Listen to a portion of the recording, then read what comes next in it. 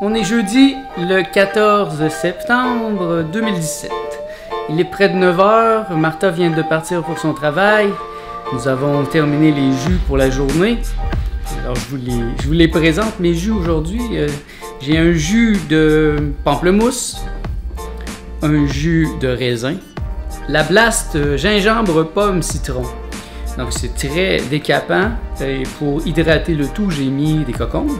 Et dans l'autre, qui est un peu plus ragoûtant, c'est vraiment un jus vert avec surtout du céleri, avec les retailles de céleri. Donc quand j'achète beaucoup de céleri, quand j'achète une boîte de céleri avec comme 30 têtes, la première chose que je fais, c'est que je les sélectionne, je trim les meilleurs et je les mets dans le frigidaire dans des boîtes. Et les moins belles parties et les bouts et les feuilles qui peuvent pourrir plus rapidement, je les mets dans un sac et je les prends en priorité les premières journées. Donc là, c'est un super jus au céleri. J'ai aussi mis 2 pommes, un citron et quelques carottes pour égayer le goût parce que c'est très amer. Donc ça, je me cale ça sans trop réfléchir. Je sais que c'est bon pour mon corps, même si c'est pas très bon au goût. Donc j'essaie de le boire le plus rapidement possible le matin. Dès que c'est fait, alors là, je passe au plaisir avec les autres types de jus. Et j'ai une cliente qui arrive dans quelques minutes, donc je vais aller me préparer et placer mes choses pour commencer ma journée officiellement. Et je vous revois plus tard pour d'autres considérations. Bonjour à tous, bienvenue dans mon jardin intérieur. Il est près de 1h30. Je prends une petite pause bien méritée depuis ce matin que je travaille.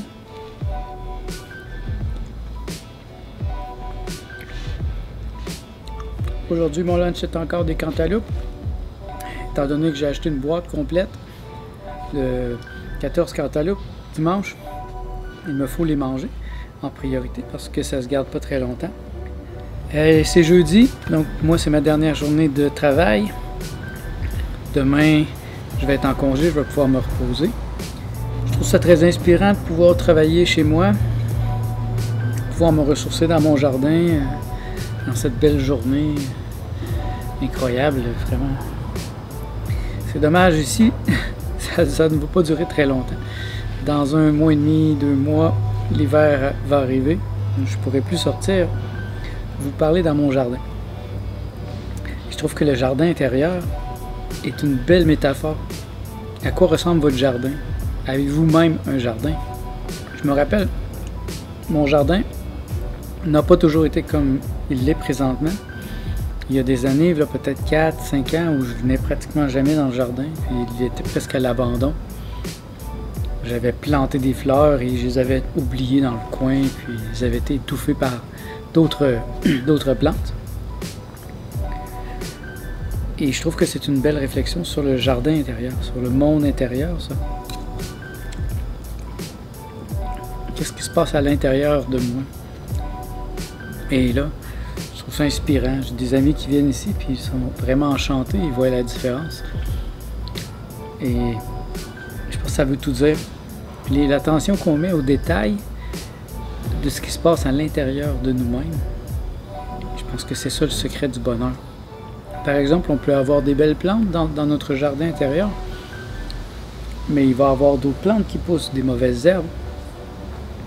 Et si on les laisse aller, si on laisse les mauvaises idées, les mauvaises personnes, les mauvaises vibrations prendre la place, ils finissent par étouffer les bonnes choses. Les fruits, les légumes, les belles fleurs. Par exemple, j'ai un type de fleur dans mon jardin. Je ne sais pas si on peut le voir, mais je pense pas qu'on arrive à le voir. Par exemple, j'ai une petite fleur dans mon jardin, le bouton d'or. C'est une belle petite fleur, mais en vérité, elle n'est pas comestible. Et ça fait des feuilles aussi partout qui étouffent l'herbe. Et au début de l'été, je ne savais pas, j'en ai mangé un peu. J'en avais mis dans mon jus et ça m'a vraiment... ça m'a donné un peu la chiasse. Et j'ai appris, mais mon chat, j'ai des chats, puis les chats, ça mange l'herbe. Donc il est arrivé à plusieurs reprises que les chats ont mangé cette herbe et qui ont eu la nausée, qui ont eu la diarrhée. J'ai donc commencé cet été à arracher une partie de l'herbe pour en remettre de la nouvelle et empêcher ces fleurs non comestibles de prendre toute la place.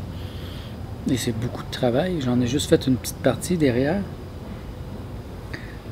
Ça demande beaucoup d'énergie et ça va me prendre plusieurs années à faire ça. Mais moi, je pense que c'est nécessaire. Il faut être capable de couper les mauvaises herbes, d'arracher ce qui n'est pas important, ce qui prend trop de place, ce qui tue les belles choses, autant dans son jardin que dans son jardin intérieur. J'en connais beaucoup des gens qui sont trop gentils. Je pense que la gentillesse a des limites. Il y a gentil et il y a gentil idiot. Il faut savoir aussi mettre ses limites et savoir arracher ce qui n'est pas utile ou ce qui est négatif ou ce qui vient étouffer les belles choses. Je pense que c'est un principe de base de tout jardinage, mais aussi au niveau du travail sur soi. Donc, si vous faites un travail sur vous-même, je pense que c'est important de savoir arracher les choses qui vous étouffent, qui vous ralentissent, qui n'ont pas leur place en vous. Et parfois, j'avoue, c'est très difficile. Ça peut être même très douloureux. Ça veut dire parfois d'enlever certaines personnes, certaines pensées, certaines habitudes, mais si vous ne le faites pas, eh bien, votre jardin intérieur va ressembler à mon jardin il y a peut-être 5 ans, où c'était à l'abandon, où j'avais même pas le goût de passer du temps dans mon jardin. Ben, j'étais préoccupé à l'intérieur, en train de faire des sites internet, et j'avais beaucoup de travail. J'avais même pas de temps pour apprécier le soleil. Être heureux, c'est d'être capable de passer du temps avec soi-même, dans son jardin intérieur, sans rien faire, et sans péter les plombs. J'en connais beaucoup qui sont incapables de ne rien faire. Dès qu'ils ont des vacances, ils se sauvent, ils s'en vont dans un autre pays, ils font lever la poussière. Si on arrête de bouger assez longtemps pour que la poussière retombe, c'est là le vrai défi. Là, on voit clair. Et moi, c'est ce que j'ai fait quand j'ai refusé de travailler dans la vingtaine. Pendant au moins 8 ans, je n'ai pas travaillé. En tout cas, j'étais pas sur le marché du travail, parce que mon travail, c'était d'être un artiste, mais c'était pas pour l'argent, c'était pas payant. Mais pendant ce temps-là, la poussière a retombé. Et j'ai trouvé une clarté peu commune. Juste du fait que je travaillais pas, que j'avais pas de préoccupations mondaines. J'étais pas très préoccupé sur ce que les autres pensaient de moi. Qu'est-ce qu'ils vont penser de moi si j'ai pas d'auto, si j'ai pas de maison? C'était pas important pour moi. Récemment, je relisais mon journal intime, une partie de mon journal, d'il y a peut-être 6 ans, à l'époque où j'étais encore étudiant avec André Moreau. Et j'ai relu une conversation que j'avais eue avec lui. Comme quoi, il me disait que j'étais la première personne qu'il avait rencontrée qui avait fait un travail sur elle-même. J'étais vraiment surpris. Je me disais, André Moreau était une super vedette au Québec, il a rencontré des milliers de personnes. C'est impossible qu'il n'ait pas rencontré quelqu'un qui n'a pas fait un travail sur lui-même. Mais il m'a dit non, tu es la première. Et c'est là que j'ai compris que ce que j'avais fait était vraiment singulier, était vraiment unique, et que peu de gens se dédient à faire un travail sur eux-mêmes. C'est même quelque chose qui est impossible ici, si je peux dire. Et faire un travail sur soi-même, c'est se changer, c'est se créer soi-même. On pourrait dire que ça mène à la seconde naissance, la naissance de l'être. Je me suis donné un être. Mais pour ça, j'ai dû faire un travail sur moi-même. C'est un peu comme un sculpteur qui va travailler la pierre, qui va travailler la glaise. Eh bien, c'est ma personne que j'ai travaillé.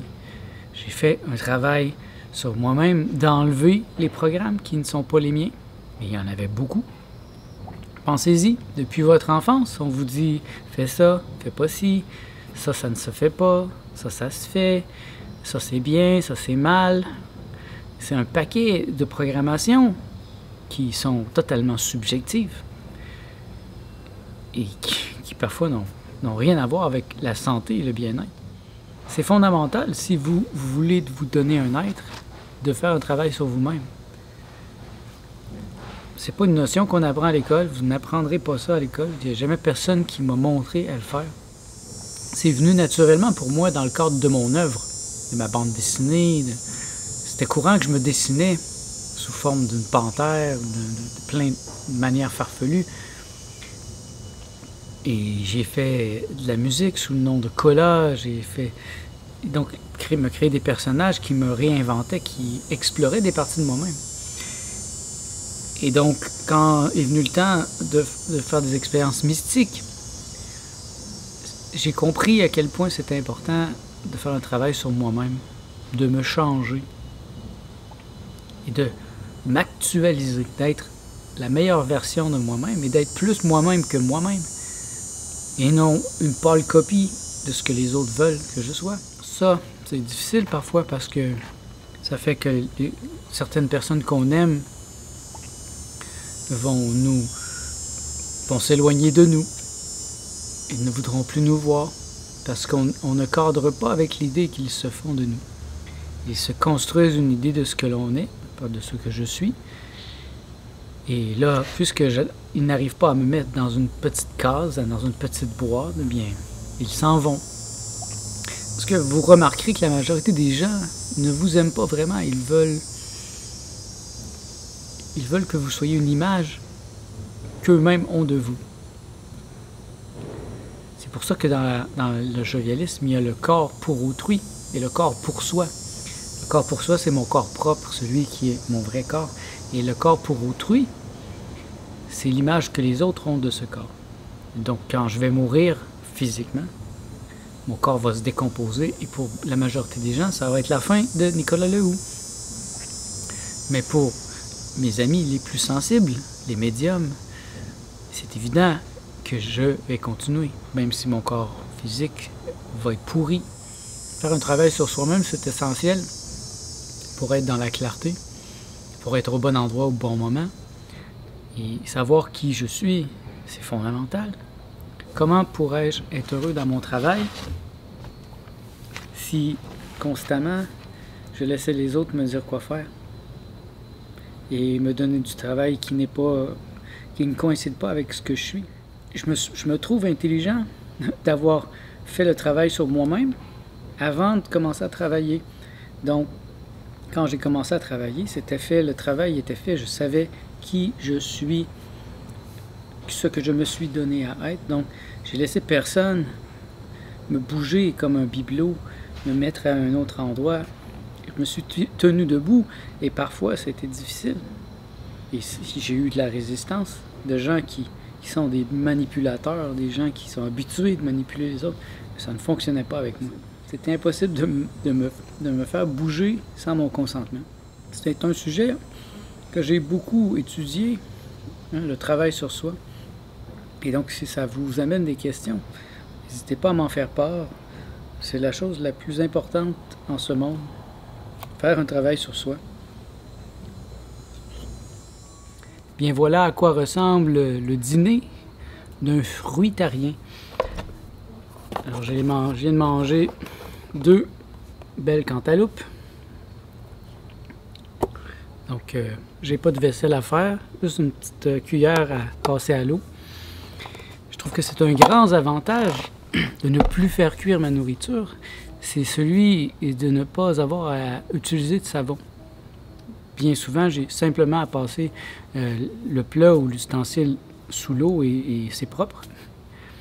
Je n'ai pas besoin de laver constamment et de frotter parce que je ne fais rien cuire. Les seules choses que je mange cuites, c'est la fin de semaine dans des restaurants. Et moi-même, je n'ai rien fait cuire depuis très longtemps. Je ne prends même plus de café. Et même du thé, ça fait très longtemps que je me suis fait du thé. Et c'est vraiment un changement radical de mes habitudes. Et donc, ce qui veut dire moins de savon dans mon corps aussi, parce qu'avant, j'utilisais le savon commercial et je me suis rendu compte que c'était toxique. C'est toxique, ces choses-là. Arrêtez d'utiliser les savons commerciaux pour laver votre vaisselle. Moi, j'ai trouvé le savon noir. C'est un savon noir de Marseille. C'est fait avec seulement des olives, de l'huile d'olive. Ça peut pas être plus simple. Et ça fonctionne. On peut tout laver avec ça. On peut laver le plancher, on peut se laver les cheveux, on peut laver les animaux avec ça, on peut laver le linge, on peut laver la vaisselle, se laver les mains. C'est vraiment un tout usage et ce n'est pas toxique. Parce que dites-vous, si vous n'êtes pas prêt à avaler quelque chose, eh bien ne le mettez pas sur votre peau. Si vous n'êtes pas prêt à avaler votre crème solaire, bien mettez-le pas sur votre peau parce que c'est la même chose. Il existe des manières plus intelligentes de se protéger du soleil.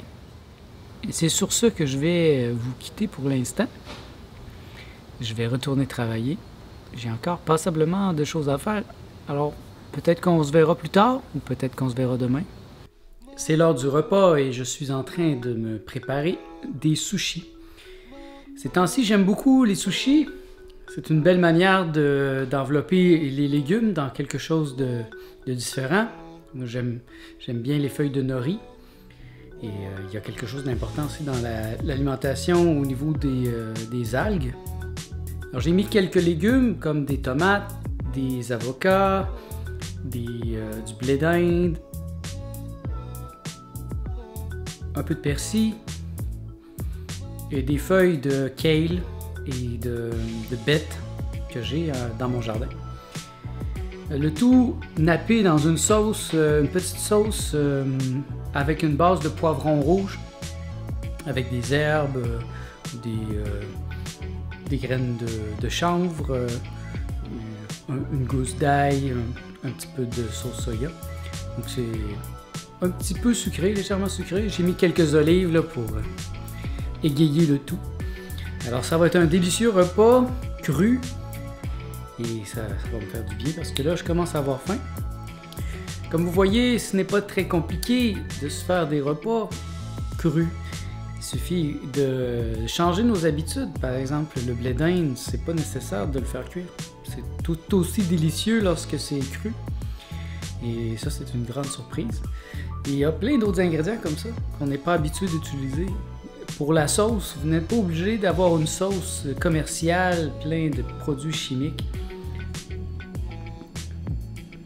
Vous pouvez tout simplement vous créer des belles sauces avec des légumes, des herbes, de l'huile d'avocat. L'huile d'avocat, je trouve que c'est intéressant parce que ça ne goûte rien. Donc ça l'ajoute quelque chose d'intéressant, alors que si on met de l'huile d'olive goûte quelque chose, donc elle prend beaucoup de place dans une recette. Bon, c'est délicieux. Moi, je vais vous laisser. Je vais aller manger.